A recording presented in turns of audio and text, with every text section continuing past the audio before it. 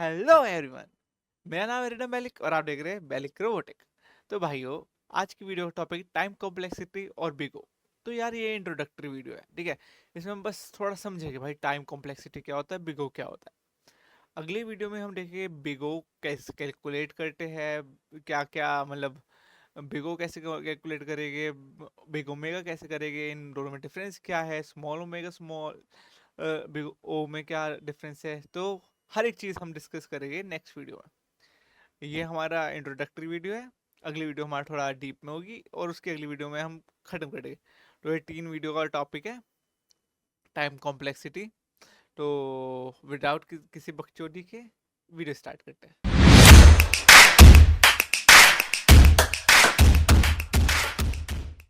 ठीक है भाई लोग, चलो ठीक है भाई लोग। तो पहला क्वेश्चन आता है टाइम कॉम्प्लेक्सिटी होती क्या है। तो टाइम कॉम्प्लेक्सिटी, टाइम तो पता है तुम्हें, समय। कॉम्प्लेक्सिटी मतलब कितना कॉम्प्लेक्स है। तो टाइम कॉम्प्लेक्सिटी बेसिकली होती है कि टाइम कितना कॉम्प्लेक्स है। अब कह रहे भाई क्या बकवास कर रहा है तो यार देखो, अब ये टाइम कॉम्प्लेक्सिटी वगैरह हटाओ यहाँ से। हम एक कहानी सुनते हैं, ठीक है। हम कहानी सुनेगी राजू की, ठीक है। तो एक बंदा है राजू। राजू को भूख लगी और उसको मन करा पिज्जा खाना है, ठीक है। अब राजू को पिज्जा खाना है तो राजू का घर ये है, ये राजू के दोस्त माधव का घर है और ये पिज्जा की दुकान है और ये है रोड। अब राजू सोच रहा है कि मैं पिज्जा खाना है, तो उसके पास एक चॉइस है कि वो स्विगी जोमेटो कर ले। बट फिर उसने कहा कि स्विगी जोमेटो तो टाइम लेगा। तो फिर उसको याद आया माधव तो पिज्जा की दुकान पे खड़ा है और माधव जब घर जाएगा तो राजू के घर से होता हुआ जाएगा क्योंकि बीच में उसका घर पड़ता है। और माधव के पास है बाइक। तो मेरा माधव को कह सकता हूँ बाइक के लिए। तीसरा है कि राजू खुद पिज्जा बना ले। और चौथा है राजू पे है साइकिल। तो वो साइकिल चलाए चलाए चलाए चलाए चलाए और पिज्जा की दुकान पे पहुंचे और फिर वहां से पिज्जा खरीदे और वापस चलाए चलाए चलाए चलाए चलाए और वापस आ जाए। तो ये 4 केसेस बने। और इसमें हम एक एग्जाम्पल ले रहे हैं कि पिज्जा की दुकान पे इन्फिनाइट ऑफ पिज्जा बने रखे हैं, ठीक है। तो मैं पिज्जा की दुकान में अगर करोड़ पिज्जा मांगू तो वो एक टाइम पे दे देंगे। ओके। तो हमारे पे क्या हो गए 4 केसेस। पहला, खुद बनाएगा। तो क्या कि खुद बनाया, 15 मिनट लग गए पिज्जा बनाने में।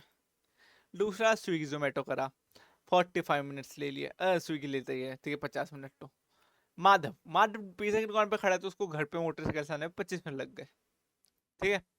साइकिल, साइकिल से मुझे 1 घंटा लगा। अब इसमें से देखो 45 मिनट 55 मिनट हटा देते हैं। क्या दिख रहा है, दो बेस्ट केसेस निकालते हैं।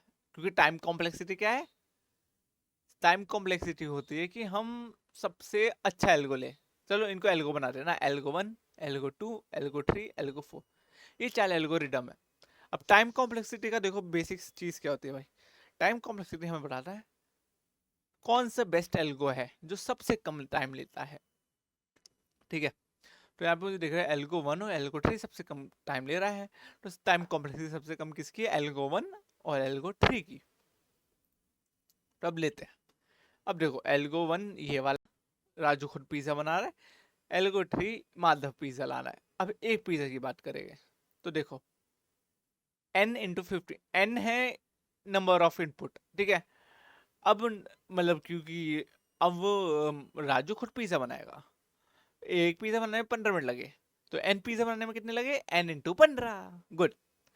बट वहां पे माधव, मैंने कहा पिज्जा बने पड़े हैं, तो एक पिज्जा लाने में 25 मिनट लगे, दो लाने में 25 मिनट लगे, 3 लाने में 25 मिनट लगे।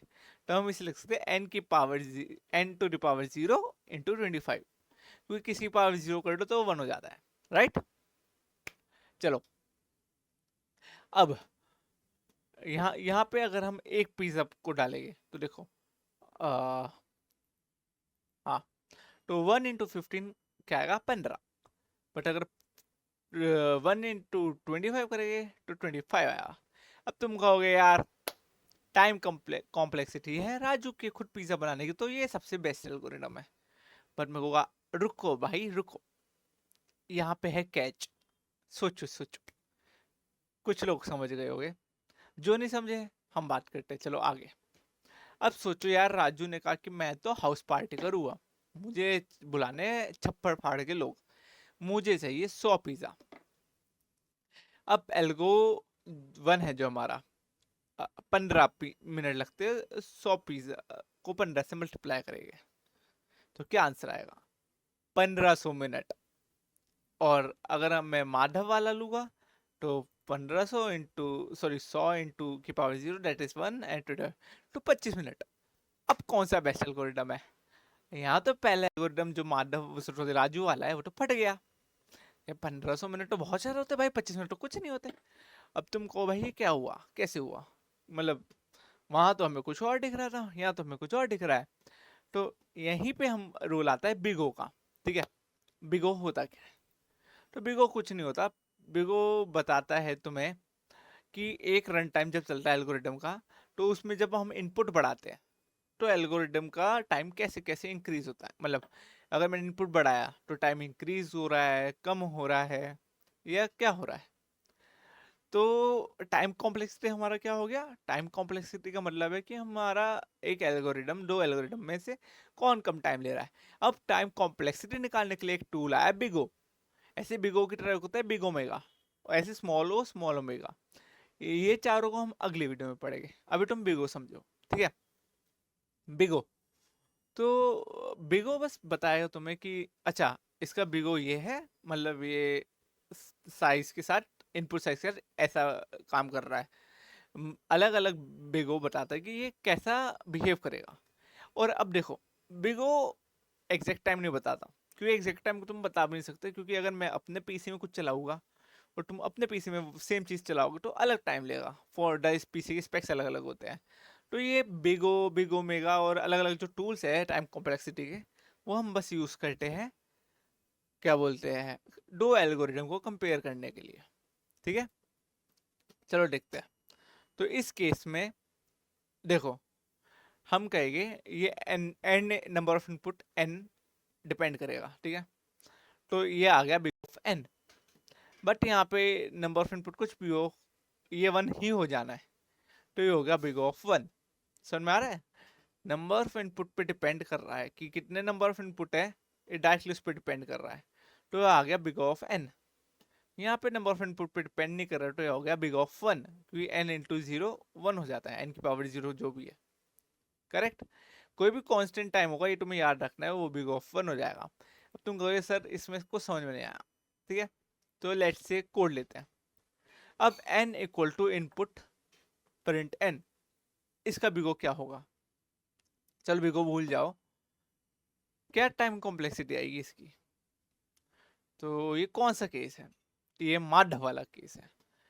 इसमें हम कोई भी इनपुट ले, कुछ भी ले ले, तुम 5 डालो, 5000 डालो, 10,000 डालो, स्टेटमेंट कितनी प्रिंट होगी? 1। तो time will be always same. एक स्टेटमेंट को प्रिंट करने में जितना टाइम लगता है उतना ही टाइम लेगा, तो इसका बिगो आएगा 1। बट अब जैसे ये लूप है for i in range n print i, तो इसमें अगर तुम एक स्टेटमेंट डालोगे तो ये एक प्रिंट करने का टाइम लेगा। बट अगर तुम 5000 वैल्यू डालोगे तो 5000 लेगा। तो ये डिपेंड कर रहा है नंबर ऑफ n पे, तो इसका बिगो हुआ n। ठीक है, नाउ ये बिल्कुल सेम ग्राफ है, यही बता रहा है कि यार देख, अगर इनपुट साइज 10 है और बिग ऑफ 1 चल रहा है तो 1 देगा, 100 तो भी 1 देगा, 1000 तो भी 1 देगा। ठीक है, बट अगर बिग ऑफ एन चल रहा है तो नंबर ऑफ स्टेप इक्वल होता है इनपुट साइज की। 10 है तो 10, 100 है तो 100, 1000 है तो 1000। ओके, नाउ ये ग्राफ देखो, ये ग्राफ सबसे अच्छा है। ये है सीपीयू ऑपरेशन, ये है इनपुट साइज। देखो बिग ऑफ वन कांस्टेंट है, एक लाइन। ठीक है, तुम एक पिज्जा लो, दो पिज्जा लो, 4 लो, 25 लो, 25,000 लो, 25 लाख लो, पर बाकी सब है कर्व। ठीक है, डिपेंड करते हैं अलग अलग। अब हमने इसमें दो पढ़े हैं, ओमेगा वो sorry big O of 1 and big O of n। ठीक है, अब देखो बिगो ऑफ n वाला कर्व ही है, तो ये है एक पिज्जा का केस। यहाँ पे बिगो ऑफ 1 से छोटा ही है, तो ये अच्छा है। पर जैसे जैसे बड़ा हुआ, बिग ऑफ n ज्यादा हुआ और बिग ऑफ 1 कांस्टेंट इतना ही रहा। तो एक चीज हमेशा याद रखना, देखो अगर हम इनपुट छोटा है, बहुत छोटा है, ठीक है, तो मे भी कोई और बिगो अच्छा हो सकता है। बट अगर हम इनपुट साइज बड़ा बनाएंगे ना, तो सबसे अच्छा जो बिगो होता है वन, बिगो ऑफ वन सबसे कम टाइम कॉम्प्लेक्सिटी लेता है, उससे अच्छा कुछ नहीं होता, ठीक है। उसके बाद बिग ऑफ लॉग एन होता है, फिर बिग ऑफ एन होता है, फिर big of n log n होता है। तो यार मैं आज की वीडियो में इतना ही था। मैं समझता हूँ कि यार ये वीडियो जिसने देखी होगी अच्छे से, ये राजू और माधव की कहानी से इतना समझ में आएगा कि टाइम कॉम्प्लेक्सिटी से हम पता करते हैं दो एल्गोरिदम में बेस्ट कौन सा है, कौन सा कम टाइम में रन होगा, ठीक है। बिगो भी पता चला होगा, बिगो के पास एक टूल होता है जो नोटेशन बताता है कि अच्छा इसका ये है, इसका ये है। अब बिगो कैसे कैलकुलेट करते हैं, मतलब थोड़ा बहुत तुम्हें समझ में आ गया होगा, बट जिससे नहीं समझ में आया, मुझे पता है भाई नहीं आता पहली बार में, जिसको बिल्कुल आइडिया नहीं है, वो हम अगली वीडियो में देखेंगे कि बिगो कैसे कैलकुलेट करेंगे, बिग ओमेगा क्या होता है, हम इनकी क्वेश्चंस लगाए अगली और अगली वीडियो, बस यही चीज़ करेंगे। और वो दो वीडियो देख के यार तुम्हें बिगो और बिग ओमेगा बिल्कुल अच्छे से आ जाएगा। तो आज की वीडियो हम यहीं पे ख़त्म करते हैं, मिलते हैं अगली वीडियो में, बाय बाय।